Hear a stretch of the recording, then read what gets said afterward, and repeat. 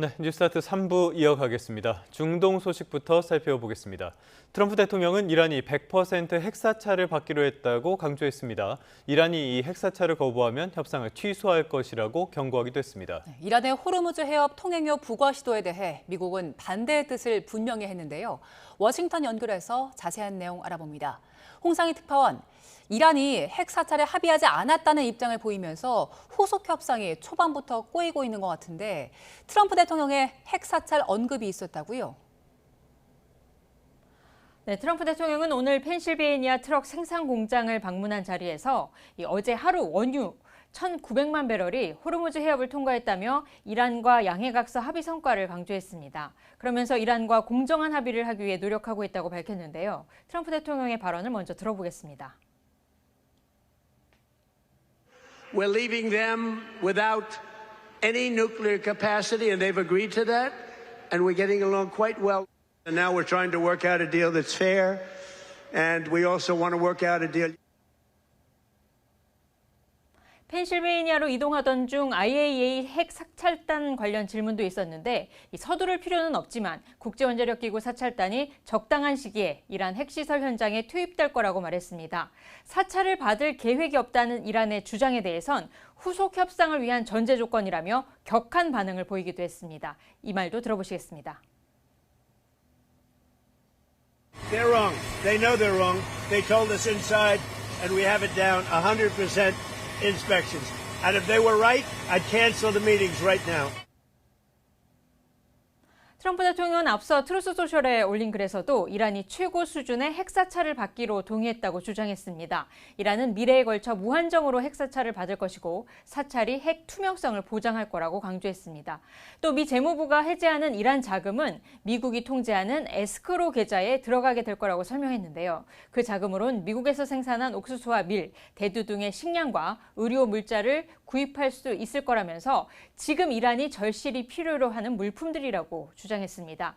이란의 핵 사찰 수용 등을 바탕으로 추가적인 대이란 해상 봉쇄는 하지 않겠지만 필요할 경우를 대비해 모든 미군 함정은 현재 위치를 유지할 거라고 밝히기도 했습니다.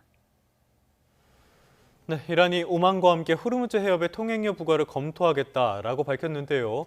여기에 대해서 미국 측의 입장이 나왔습니까?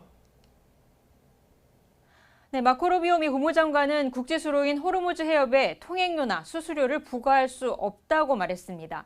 이란의 통행료 부과 시도에 반대한다는 뜻을 분명히 한 건데요. 루비오 장관의 말도 들어보겠습니다. It's an international waterway. No country is allowed to charge tolls or fees on an international waterway. That's existing international law. So I don't think we have anybody to convince around here in that regard. I think all the countries in this region would agree with us. 루비오 장관은 오늘부터 아랍에미리트와 쿠웨이트, 바레인 순방에 나서 이란과의 종전 양해각서 체결 이후 이란과의 협상 상황을 설명하고 협조를 당부할 예정입니다. 60일 이후 호르무즈 해협 통행료 부과 가능성이 나오고 양해각서에 이란의 탄도미사일에 대한 제한이 포함되지 않았다는 이 걸프 국가들의 불만도 논의할 것으로 보입니다. 이들 국가들은 과도한 양보가 이란을 강화하고 지역 안보 균형과 원유 수송 구조를 바꿀 수 있다고 우려하고 있는 것으로 알려졌습니다. 루비오 장관은 3천억 달러 규모의 이란 재건 기금에 대해 미국이 걸프 국가들에게 참여를 요청할 거라는 전망에 대해서는 그건 한참 먼 이야기라고 말했습니다. 이란이 약속 이행에 나서기 전까지 그런 논의는 없을 거라고 밝힌 건데요.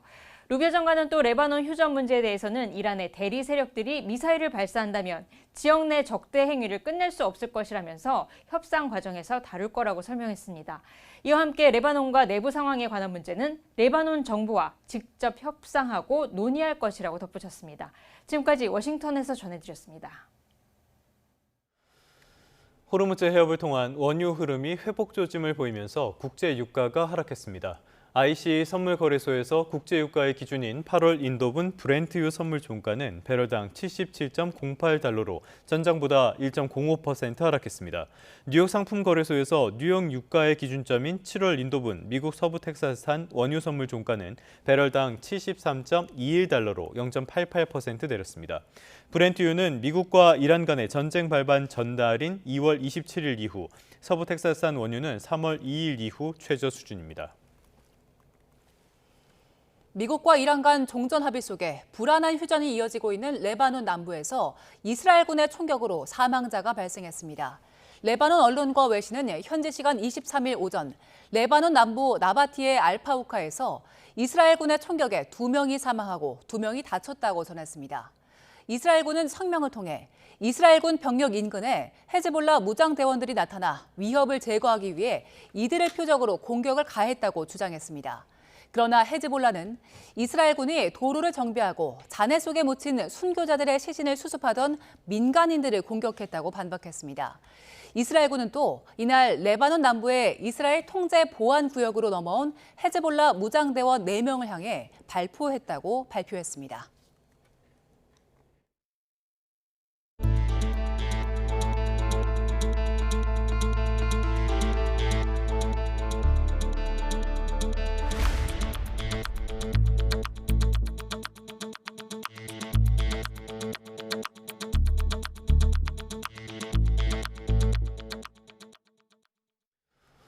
네, 다음 소식입니다. 투표용지 부족 사태 진상 규명을 위한 국회 국정조사 특위회의에선 선관위를 향한 여야의 질타가 쏟아졌습니다. 증인 대부분이 뒤늦게 모습을 드러내거나 축소 인쇄 지침을 몰랐다고 발뺌한 등 변명과 자기 방어에 급급한 모습이 반복됐습니다. 김철희 기자입니다. 투표용지 부족과 참정권 침해 사태의 진상을 확인하기 위한 국회 국조특위가 사태 발생 20일 만에 본격적인 회의를 열었습니다. 그동안의 국민적 공분을 반영하듯 일찍부터 선관위 관계자와 취재진이 회의장을 가득 메웠지만 정작 주요 증인들인 선관위 고위 간부들의 모습은 보이지 않았습니다. 상임하고는 달라서 다 본인의 직업들이 있습니다. 시기나 이런 것은 제가 어떻게 강요할 수 없는 문제입니다. 핵심 증인이 빠진 상태로 회의가 시작되자 여야는 한 목소리로 선관위의 집단 항명이다, 짬짬이라며 강하게 항의했고 결국 오후가 돼서야 일부 출석이 이뤄졌습니다. 이후 이루어진 업무 보고에서 선관위는 선관위원장 상근제 등을 개혁 방안으로 내밀었는데 그동안 언론에 다 나온 얘기할 거면 무슨 소용이냐, 여야 반응은 싸늘했습니다. 여기에 투표용지 축소 인쇄 방침을 몰랐다던 노 전 위원장 등의 해명이 거짓일 수 있다는 자료가 공개되며 법적 책임 회피를 시도하는 것 아니냐는 의혹까지 제기됐습니다. 이게 당시 보고 자료입니다. 이 자료의 맨 1페이지를 보시면 요약본이 있는데 요약본에 보면 큼지막하게 나와 있어요. 쏟아지는 의혹 제기와 책임 추궁에 노태학 전 위원장은 입이 10개라도 할 말이 없다며 고개를 숙였습니다. 특히 재임 기간 3차례 해외 출장을 배우자와 다녀온 것을 두곤 송구하다며 사과했습니다. 가능한 방법을 통해서 그런 점이 있었으면 반환하는 방안을 강구하겠습니다. 야권은 이재명 대통령의 밥 친구로 알려진 위철한 상임위원에 대해서도 화력을 집중했습니다. 사퇴하실 생각 있으십니까? 없으세요? 수습할 그런 업무 자체가 공백 상태에 있습니다. 그건 무책임한 거라고 저는 봅니다. 국조특위는 다음 달 기관 보고와 현장 조사를 실시한 뒤 2차례 청문회를 열 계획입니다. 그동안 참정권 침해에 대한 책임을 묻고 선관위 개혁 방안까지 내놓을 수 있을지 주목됩니다. YTN 김철입니다. 위철환 중앙선관위원장 직무대행이 6.3 지방선거를 둘러싼 정치권 일각의 재선거 요구와 관련해 정말 무책임한 주장이라고 비판했다가 발언을 취소하고 사과했습니다. 위 직무대행은 어제 국회 국정조사 특별위원회 전체 회의에서 재선거 가능성에 대한 질의에 적어도 지금 정치권에서는 재선거를 주장해서는 안 된다고 발언했습니다. 이어 개표가 완료됐고 당선인이 발표된 마당에 재선거는 정말 무책임한 주장이라고 강조했습니다. 그러면서 법원 판결에 의하지 않고 재선거를 한다는 건 크나큰 혁명이 일어나 국민의 뜻에 의해 기존 절차를 다 무너뜨리고 새로 하는 것 외에는 방법이 없다고 말했습니다. 하지만 위 직무대행은 이후 발언에서 오해를 일으킬 수 있는 말을 드렸다면서 법적인 절차를 얘기하다 보니 과도하게 표현된 부분은 죄송하게 생각한다며 해당 발언의 속기록 삭제를 요청했습니다. 노태학 전 중앙선거관리위원장은 중앙선관위원장 비상인 체계제에 대해서 더는 유지가 불가능할 것으로 생각한다고 말했습니다. 노 전 위원장은 국조특위 전체 회의에서 이번 사태는 선관위의 구조적인 문제라며 필요하면 개헌도 해야 한다고 밝혔습니다. 위철한 중앙선거관리위원장 직무대행도 선관위에 대한 감사를 강화해야 하지 않겠느냐는 지적에 대해서 이른바 원포인트 개헌이라도 해야 한다고 답했습니다. 중앙선거관리위원회가 6.3 지방선거 투표용지 부족 사태 책임자들에 대한 진상규명위원회의 수사 의뢰 권고를 수용하는 대신 검경합동수사본부에 관련 자료를 모두 제출하기로 한 걸로 파악됐습니다. 강동원 사무총장 직무대리는 어제 국회 국정조사 특별위원회 전체 회의에서 관련 절차를 밟고 있느냐는 국민의힘 서범수 의원의 질의에 이같이 답했습니다.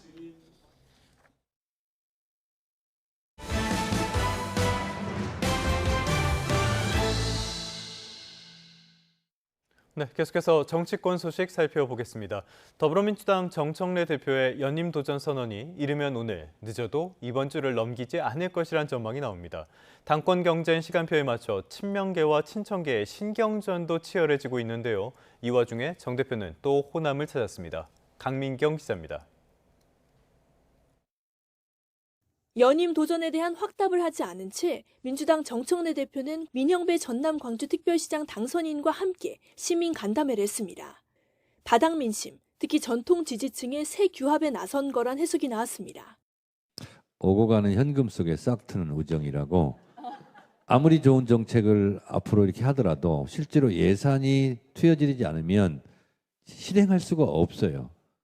당 안팎에선 정 대표가 다음 최고위원회의, 늦어도 26일 전당대회 준비위원회 구성 즈음에는 입장을 낼 걸로 예상합니다. 정 대표는 7월 1일자로 당직자 승진, 전부 인사를 단행했는데 세력 굳히기란 해석도 나오지만 금주 사태를 앞두고 밀린 당무를 처리하는 거란 설명에 힘이 실리는 분위기입니다. 연임 도전을 고민할 단계는 지났고 출마 초일기에 들어갔다는 건데 그만큼 친명계도 더 공세적으로 변했습니다. 아직은 행정부를 챙겨야 하는 김민석 국무총리를 대신해 친명계가 앞장서 정청래 책임론에 불을 지피고 있습니다. 민주당의 지도부가 그동안의 당의 운영을 잘못 운영했다. 현 지도부가 정청래 대표가 다시 출마할 명분은 약하다. 여기에 또 다른 당권주자 송영길 의원이 최근 이재명 대통령이 유럽 순방에서 돌아온 날 만찬을 한 사실도 뒤늦게 알려졌습니다. 당사자는 NCND라는 말로 시인도 부인도 안 했는데 3박 5일 미국 출장에서 돌아오는 대로 출마 구상을 구체화할 걸로 보입니다. 친명계의 협공에 친청계는 안티가 되기보다 비전을 제시해라, 비판은 쉽다는 논리로 방어막을 치고 있습니다. 특히 정청래만큼은 안 된다는 송영길 의원을 향해서는 전면전을 불사하는 분위기입니다. 누구는 된다 안 된다 가지고 논쟁하는 것은 우리 전당대회 수준을 좀 떨어뜨리는 거라고 생각합니다. 일단 링 위에 오르면 정청래 대표는 보안수사권 폐지 같은 선명한 의제들을 들고 당심의 밑바닥을 거침없이 파고들 걸로 보입니다. 후발주자인 친명계가 어떻게 주도권을 탈환해올지가 이번 당권 경쟁의 핵심 관전 포인트입니다. YTN 강민경입니다.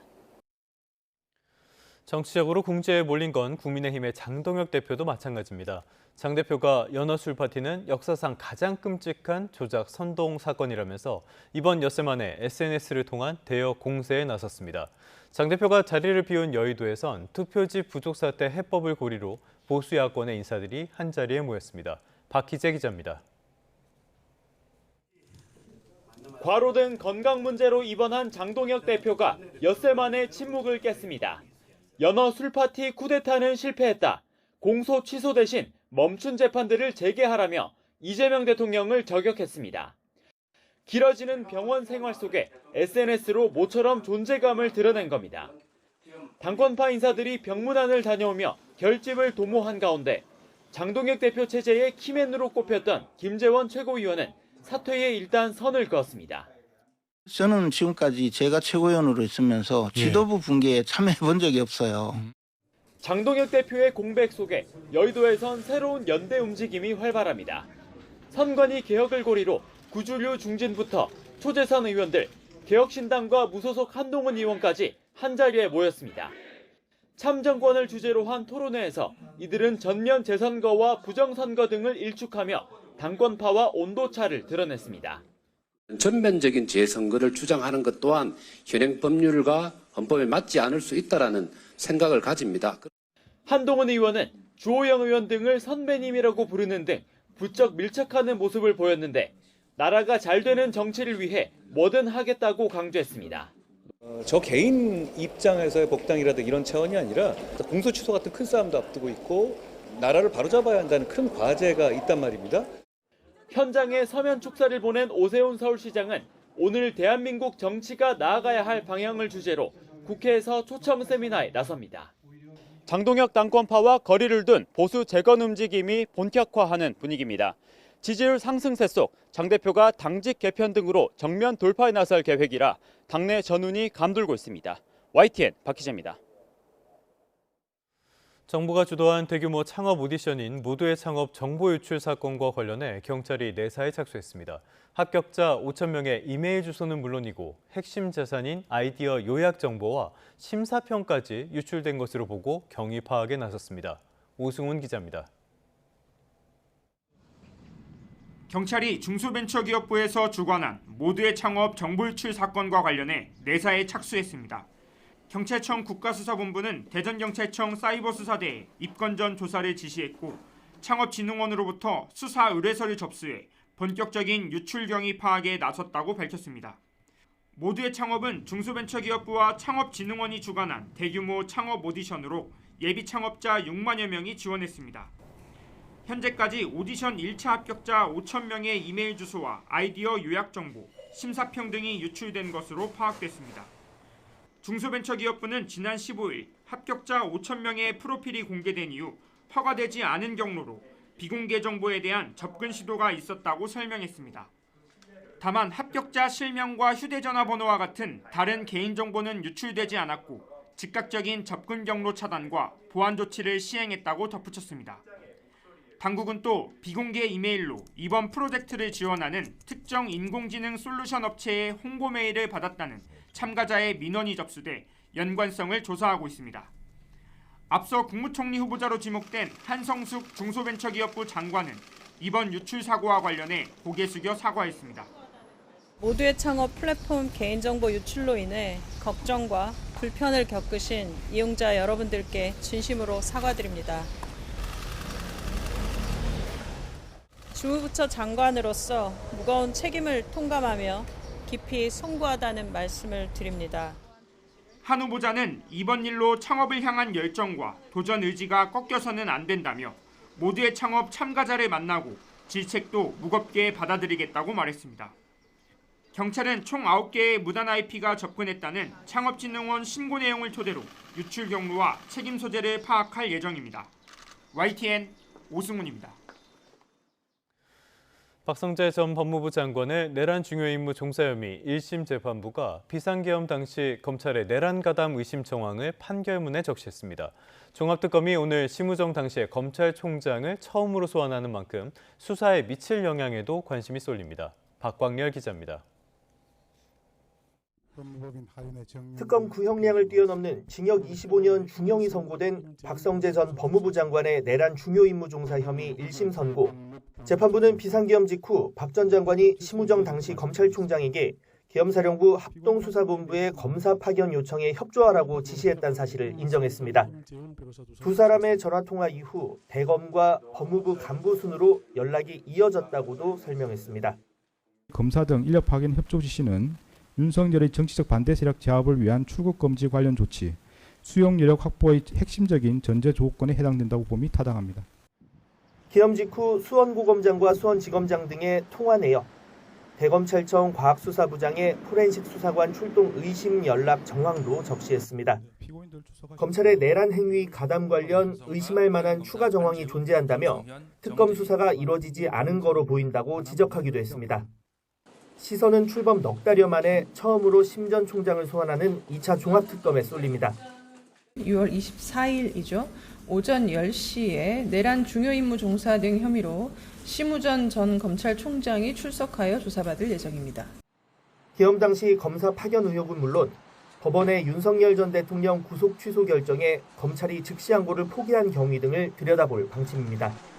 앞서 심 전 총장은 박 전 장관 재판에 증인으로 출석했지만 계엄 당시 통화에서 어떤 대화를 나눴는지와 검찰 인력 파견을 검토했는지에 대해서는 수사 중이라며 진술을 거부했습니다.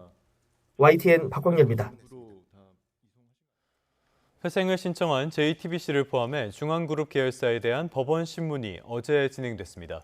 재무위기 속에 계열사마다 선택한 길은 달랐는데요. 그 차이 그리고 전망을 김승환 기자가 정리했습니다. 중앙그룹 홍정도 부회장이 회생법원 대표자 신문에 참석했다가 나옵니다. 부도 직전까지 정상 경영 가능하다고 보셨던 이유는 좀 있을까요?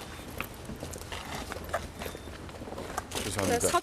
법원은 각 회사가 빚을 갚고 다시 정상화할 수 있는지를 따져본 뒤 회생 절차를 시작할지 결정합니다.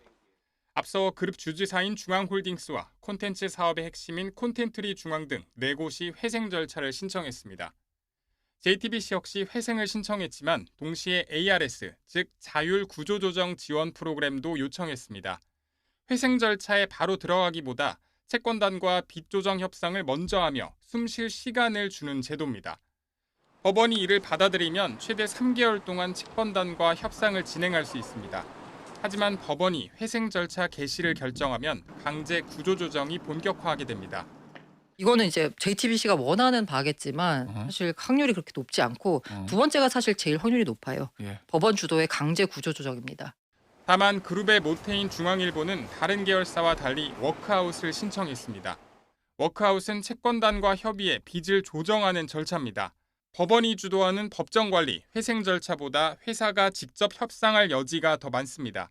결국 JTBC 등 계열사의 향후 운명은 법원, 중앙일보의 정상화 여부는 채권단 손에 쥐어진 셈입니다. 중앙일보는 채권단이 워크아웃을 받아들이면 빚 갚는 시기를 늦추거나 조건을 조정하는 협상에 나서게 됩니다. 다만 채권단이 받아들이지 않거나 협상이 결렬되면 회생 절차를 검토해야 할 가능성도 있습니다. YTN 김승환입니다.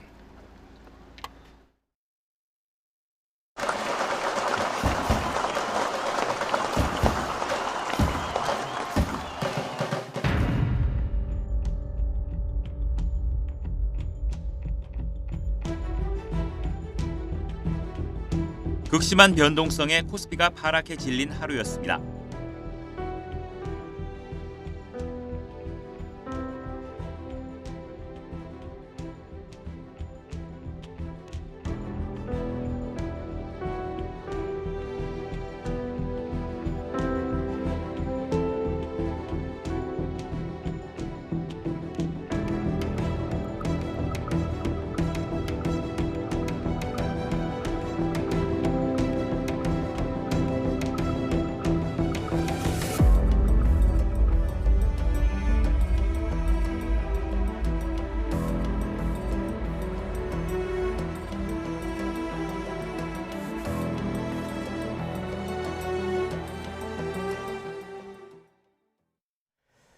어제 우리 증시는 검은 화요일이었습니다. 코스피가 전날 대비 9.99% 하락하며 8,200선을 겨우 지켰는데요. 여러 악재가 겹친 영향으로 보입니다. 관련해서 주원 현대경제연구원 연구본부장과 함께 분석해 보겠습니다. 어서 오세요. 네, 안녕하십니까. 네. 어제 코스피, 코스닥 모두 낙폭이 상당했습니다. 왜 이렇게 많이 떨어진 겁니까?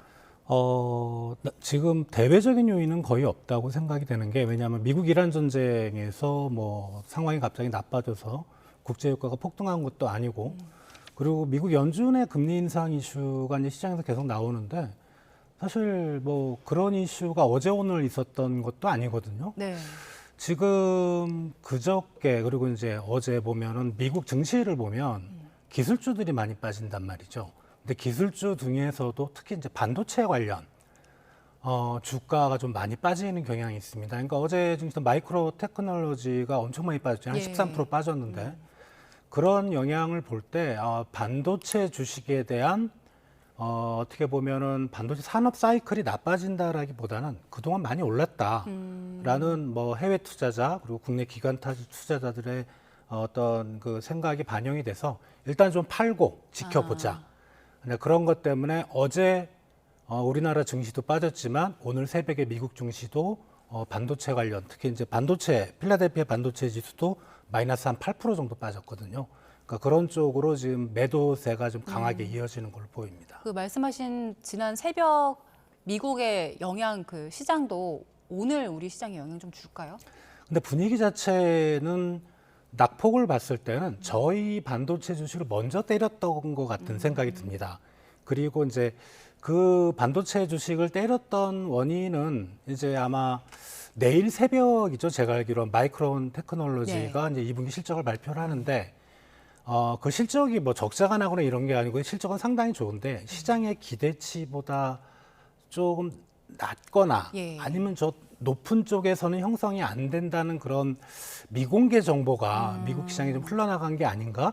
그러면 이제 한국 시장을 좀 먼저 때리고 그런 정보가 흘러나왔으면 오늘 새벽에 이제 미국 시장의 반도체 주식들을 먼저 때리고 이제 그런 순서로 나온 것 같아서 그리고 이제 미국 뉴욕 시장의 애프터마켓 보면은 예를 들어 마이크론 테크놀로지는 어제 오늘 새벽 본장에서 한 마이너스 13% 정도 빠졌는데 애프터마켓에서는 한 플러스 2% 정도로 좀 올라오더라고요. 예. 그래서 그 실적 발표가 어떤 방향으로 갈지는 아무도 모릅니다. 그래서 오늘 그 우리 반도체 주식들이 더 추가적으로 크게 낙폭 떨어질 것 같아 보이진 않고 좀 숨고르기를 하다가 어떤 또 정보가 또 나온다면은 그거에 따라서 방향을 잡지 않을까를 생각을 해봅니다. 네, 그 시장 기대치가 워낙 높아서 만족할 만큼의 실적이 나올지는 지켜봐야 될 것 같고 본부장님 말씀하신 것처럼 이게 그 반도체주에 대한 회의감보다는 일단 너무 많이 올랐으니까 좀 이익을 실현하는 차원이었다면 그 반도체 쪽에서 얼마나 빠졌는지를 좀 봐야 될 것 같습니다. 어제 삼성전자, 하이닉스 모두 12% 넘게 빠졌죠? 예, 이게 SK 하이닉스 하락률이 마이너스 12.47%, 삼성전자가 한 마이너스 12.31%인데 둘 다 금융위기 2008년에 한번 그렇게 두 종목이 크게 빠졌던 적이 그때도 한 12% 정도 그다음에 삼성전자는 한 13%까지 빠졌는데 그 이후로 하락폭이 가장 컸거든요. 금융위기 때는 우리가 이해가 가죠. 금융위기니까 어떤 체계적 위험이잖아요. 우리가 알 수 없는 큰 거시적 위험이기 때문에 빠지는데 그런 위험이 없는데도 이렇게 빠졌다라는 거는 우리가 곰곰이 생각하면 삼성전자나 하이닉스가 무슨 우리가 모르는 위험이 있느냐? 이건 아니거든요. 그죠? 예상 실적치는 뭐 올해도 그렇고 뭐 내년 상반기까지는 나쁠 것 같지는 않은데 이게 시장에서 바라보는 거는 그런 예상되는 실적치보다 이미 그런 것들이 너무 높게 반영이 돼 있다는 그래서 그동안 너무 이게 많이 올라간 게 아닌가? 그래서 좀 적정 주가를 시장에서 판단한 적정 주가가 지금 주가보다는 한 마이너스 12% 정도로 잡는다. 예. 이런 시장 참가자들의 어떤 컨센서스가 있지 않을까 이렇게 생각이 됩니다. 그 삼성전자와 하이닉스 두 개가 그 보통주 기준으로 봤을 때 이제 삼전 닉스가 아니라 닉스 삼전으로 바뀌었잖아요. 예. 그 외국인들이 삼성전자 보유한 비율 자체가 좀 줄었던데 왜 줄어든 겁니까?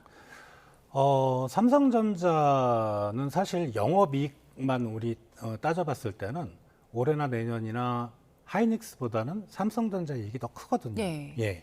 그렇다면은 사실 최근에 보면은 아마 올해 들어선 하이닉스 주가 상승률이 삼성전자보다는 상당히 높았거든요.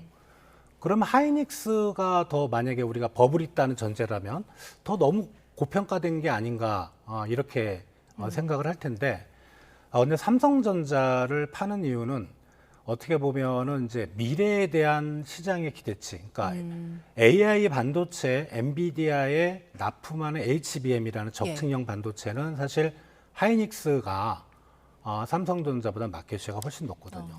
지금 반도체 시장을 끌고 가는 힘은 AI 시장이거든요. 그러다 보니까 하이닉스가 오히려 AI 시장에 더 가깝고 삼성전자는 한 발 정도 좀 물러서 있는 그런 반도체 회사가 아닌가 시장에서 그렇게 평가를 하기 때문에 삼성전자, 하이닉스를 빼는 것보다는 삼성전자를 더 많이 빼는 게 자기네들의 어떤 미래 기대이익을 높인 한 가지 방안이다 이렇게 생각들을 하는 것 같습니다. 네, 결국에 AI와 더 밀접한 주식이 좀 강하게 간다, 힘을 받는다라는 말씀이신 건데 어제 하락폭을 더 키운 요소 중에 하나가 그 단일 종목 레버리지 ETF의 영향도 있었던 것 같습니다.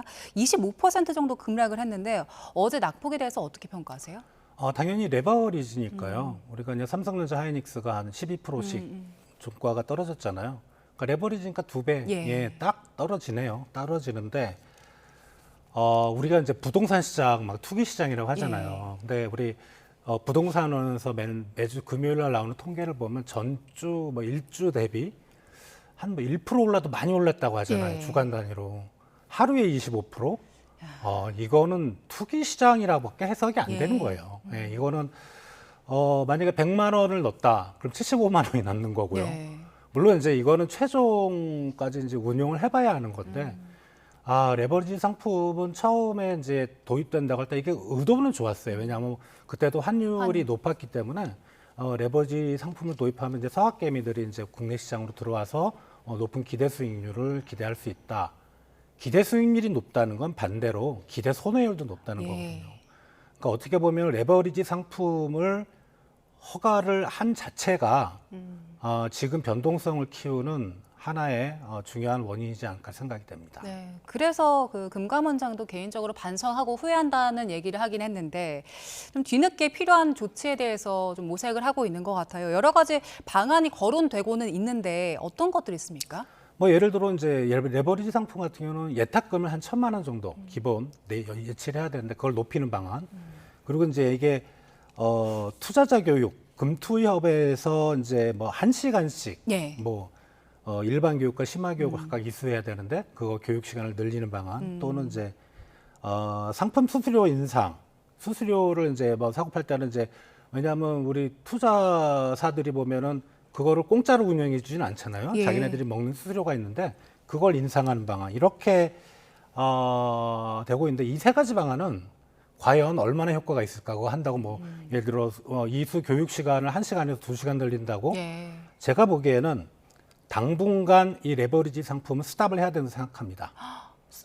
그게 가능합니까? 그러니까 기존의 레버리지 상품은 뭐 스탑을 하면 안 되는 것 같고 추가로 만약에 신규 상품을 뭐 증권사나 투자자에서 이제 금융당국이 요구를 할 때는 조금 잘 살펴보고 완전히 스탑은 못하겠지만 좀 위험도라든가 이런 걸 고려해서 단일 종목 레버리지 제가 말하는 건 단일 종목인데 이런 거는 좀 금융당국에서 좀 상당히 좀 꼼꼼히 살펴서 그거를 허가해 주는 거를 좀 신중하게 해야 된다 이렇게 생각이 됩니다. 예, 시장에 조금 더 직접적인 제한을 줄 수 있는 조치들이 필요하다는 말씀이신 건데 최근 우리 증시 보면 개인 투자자들이 굉장히 많이 참여를 하잖아요. 그 금투협 쪽에서도 지금 우리 자본시장 구조 좀 위험하다. 개인 투자자들이 너무 많고 그렇다. 이거 간접 투자로 좀 바꿔야 된다라는 얘기가 나오던데 여기에 대해서는 어떻게 평가하세요? 뭐 우리나라 개인 투자자가 다른 선진 시장보다는 비중이 높은 건 사실인데 그게 뭐 어제 오늘 얘기도 아니고 뭐 당연히 그렇게 가면 좋긴 한데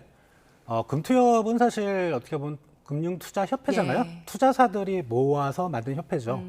간접 펀드를 만들면 이제 투자사들이 좋은 거죠. 그러니까 뭐 그런 의도도 있지 않을까. 뭐 그게 틀린 말은 아니지만 뭐 그거를 우리가 순수하게 100% 순수한 의도만 있다. 그렇게 보기는 좀 어렵다는 생각이 됩니다. 뭐 자본시장 구조에 대한 우려까지 이어질 건 아닌 겁니까?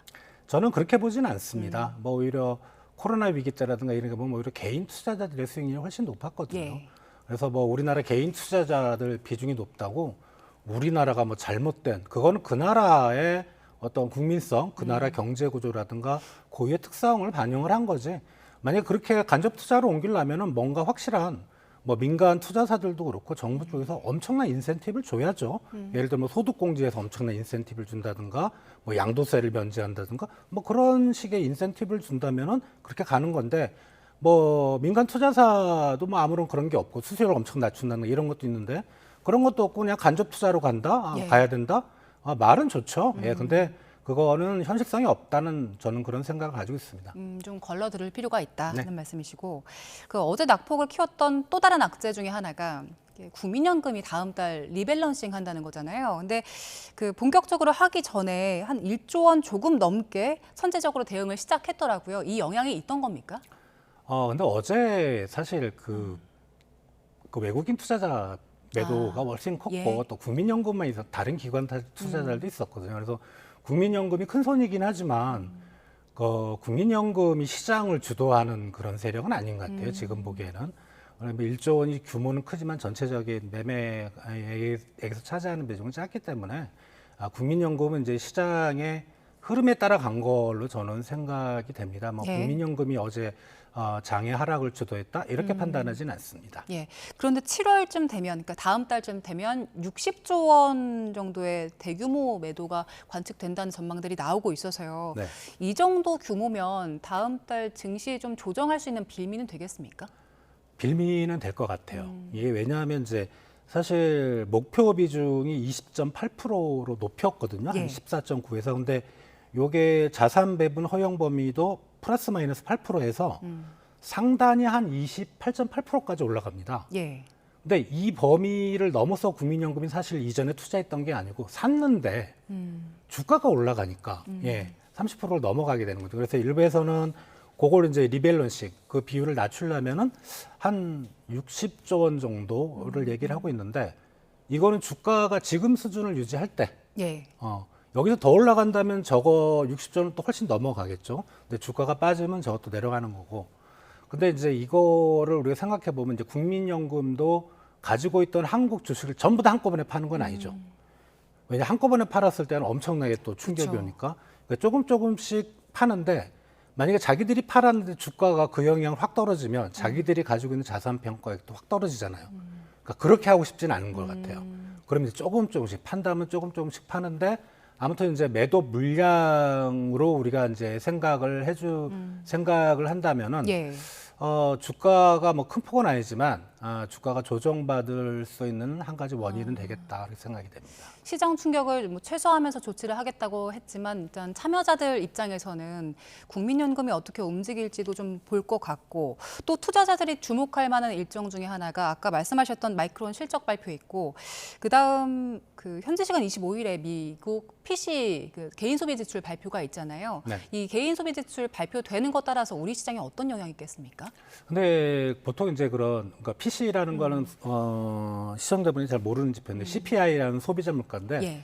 우리는 소비자 물가 상승률을 중앙은행, 한국은행의 2.0% 목표치를 잡지만 미국은 CPI보다는 PC 개인 소비 지출 물가 상승률을 2.0% 연준의 목표치를 잡는데 예. 지금 그거보다 상당히 높거든요. 근데 시장의 예상치를 크게 항상 벗어나진 않아요. 그렇다면은 그 물가 상승률이 만약에 시장 예상치를 크게 벗어나는 게 엄청 높아진다면 그러면은 연준이 빠르게 금리 인상을 할 수 있고 그러면 우리 주식시장에는 상당히 좀 마이너스 요인이다. 왜냐하면 연준이 금리 인상을 하면 한국은행은 안 따라갈 수가 없거든요. 예. 환율 때문에. 그렇다면은 상당히 주식시장의 악재인데 그 부분은 보면은 시장 예상치를 크게 벗어나지 그러니까 그 품목별로 보면은 시장들의 어떤 분석 기관들이 잘 분석을 해놓기 때문에 예. 크게 벗어나지는 않을 것 같다 그런 생각을 가져봅니다. 예. 최근에 그 외국인들 코스피 순매도 하는 게 이어지면서 환율에도 영향을 미쳤는데 어제 환율 보니까 한 1,540원 육박을 했더라고요. 최근에 환율 흐름에 대해서는 어떻게 분석하세요? 외국인들이 이제 우리 뭐 주식을 팔고 바깥으로 빠져나가니까 달러가 이제 국내 시장에 희소해지니까 환율이 올라간다라는 논리 네. 맞는데요. 근데 곰곰이 생각해 보면은 외국인들이 안 팔 때도 환율은 올라가더라고요. 그 말은 그게 모든 거를 설명하지는 않는다는 예, 거죠. 일부일 뿐이다. 그게 중요하긴 하지만은 제가 생각하는 건 그런 게 있습니다. 지금 우리 경상수지 흑자가 4월까지 1,000억 달러거든요. 예. 작년하고 재작년 연간 경상수지 흑자가 1,000억 달러를 살짝 넘었습니다. 그럼 올해 단순히 생각하면은 뭐 2,000억에서 3,000억 달러의 흑자인데 그럼 달러가 그만큼 들어와야 되는데 지금 들어오지 않고 있다는. 그러니까 수출 기업들이 바깥에 다 투자를 할 그럴 생각으로 바깥에 통장에 넣었던가 아니면은 뭐 제가 일일이 확인해 본 건 아니지만은 환율이 더 올라갈 것이라는 기대를 가지고 있는 기업들도 있을 수 있어요. 예. 그러니까 시장의 어떤 기대 심리 이런 것들이 복합적이고 그리고 핵심은 우리나라 주식 시장에서 이제 외국인이 팔았던 거, 그 나가는 거 이제 그런 것들이 복합적으로 작용하면서 환율이 1,500원대를 아주 견고히 지금 지키고 있는 걸로 생각이 됩니다. 그러니까 수출 기업들이 환율 더 오를 수 있으니까 달러 벌고 나서도 환전을 안 한다 이런 말씀이신 거죠? 네. 예. 그래서 지금 구윤철 총리 같은 경우에도 경제부총리도 수출 사상 최대인데 경상 흑자도 사상 최대인데 원래 같으면 환율이 떨어져야 한다라고 얘기를 했었고 대통령 같은 경우에도 지금 1,500원 중반대가 우리 경제 펀더멘털 비해서 너무 과하다라고 얘기를 했거든요. 그러면 우리 금융당국에서 할 수 있는 조치들이 좀 있습니까? 지금은 사실상 없죠. 저도 이제 대통령 말씀하고 똑같은 생각인데 1,400원대까지는 어떻게 인정을 해보겠어요. 근데 1,500원대는 너무 나간 것 같고 그렇다고 이제 우리가 뭐 사회주의 국가도 아니고 수출 기업들 보고 강제로 돈을 들여라 이럴 수는 없는 거죠. 대신 환율이 떨어질 것이라는 기대를 좀 심어줘야 될 것 같아요. 그거는 어떻게 보면은 이제 우리 경제부총리도 그렇고 대통령도 계속 구두 개입을 하잖아요. 한우 총재도. 다만 이제 구두 개입이 최근에는 잘 안 먹힌다는 그런 생각이 들고 개인적으로는 주식시장이나 우리 자산시장에 상당히 부정적인 영향을 미치겠으나 연준보다 우리가 선제적으로 금리 인상을 먼저 한다면 환율은 좀 상당히 안정이 될 수 있겠다. 지금 방법으로서는 미국과의 그런 금리 격차를 줄이는 금리 격차가 벌어지면 우리나라에 있던 외국인 투자 자금이 바깥으로 나가기 때문에 환율이 올라간다. 이 논리는 옛날 논리고 지금은 뭐냐 하면 지금 미국 국채 수익률이 우리나라 국채 수익률보다 높습니다. 쉽게 말하면 미국에서 돈을 굴리는 게 한국에서 돈을 굴리는 것보다 훨씬 수익률이 높거든요. 즉 우리나라 자본이 안 들어오는 한 가지 원인을 제공하는 거죠. 그러려면은 시장 금리를 좁혀 나가는 그런 정책밖에는 지금 답이 없어 보입니다. 네, 일단 환율 잡으려면 금리 인상 좀 생각해봐야 된다는 말씀 주셨고요. 여러 가지 경제 이슈들 함께 짚어봤습니다. 지금까지 조원 현대경제연구원 연구본부장과 함께했습니다. 고맙습니다.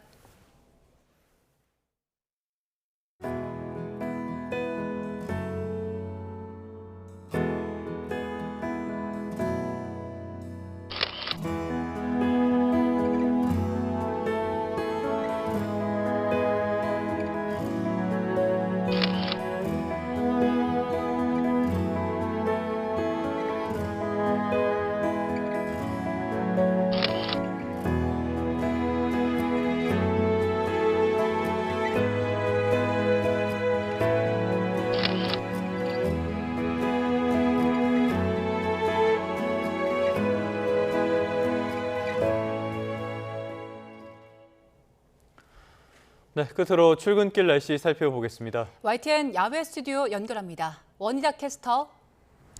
네, 원희다입니다. 네, 오늘 아침엔 비교적 선선하던데요. 지금 바깥 공기 어떻습니까? 네, 오늘 아침 쾌적하게 하루를 시작하고 있습니다.